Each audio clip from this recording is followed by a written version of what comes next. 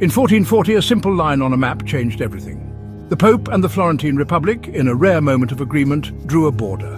This line, intended to divide their territories, inadvertently created a sliver of unclaimed land. This unintentional gap on the map was overlooked by both parties. This tiny, forgotten region, nestled between the Tuscan hills, became the Republic of Cospaia. It was a place where the usual rules did not apply. This was no mere cartographical oversight. It was a quirk of fate, a geographical anomaly that birthed a most peculiar nation. The Republic of Cospaia was born out of this serendipitous mistake. 2 square miles of liberty, free from the shackles of governance that bound the rest of Italy. It was a haven for those seeking freedom from the heavy hand of rulers.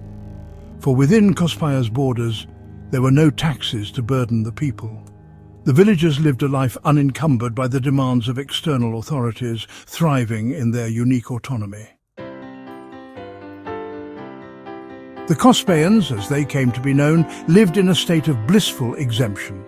No tax collectors darkened their doorsteps, no conscription forced their sons into military service. They answered to no king, emperor or pope.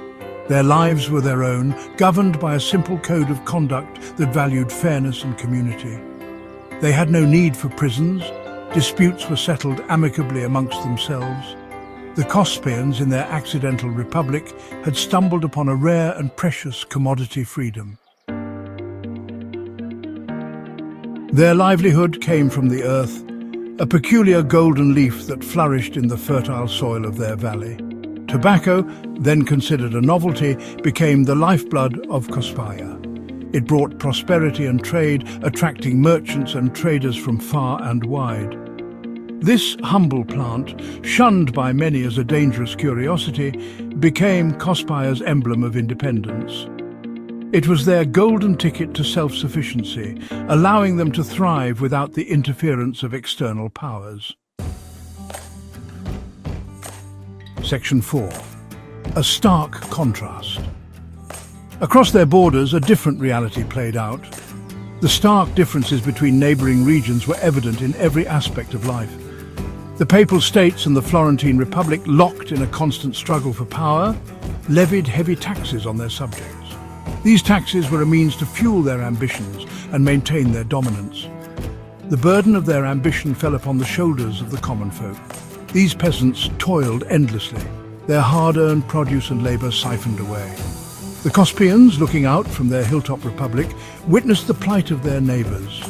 From their vantage point, they could see the stark contrast in lifestyles. They saw the resentment, the fear, the crushing weight of oppression.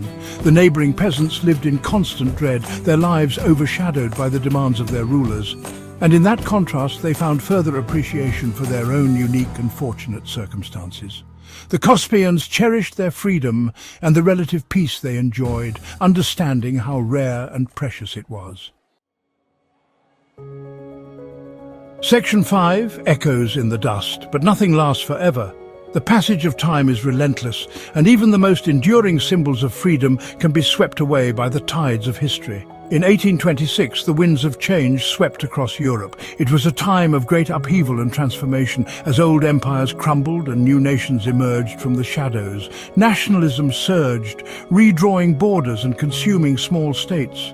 The fervour for unity and identity led to the disappearance of many small, independent regions. Cospaia, once a beacon of freedom, was deemed an anachronism, a relic of a bygone era.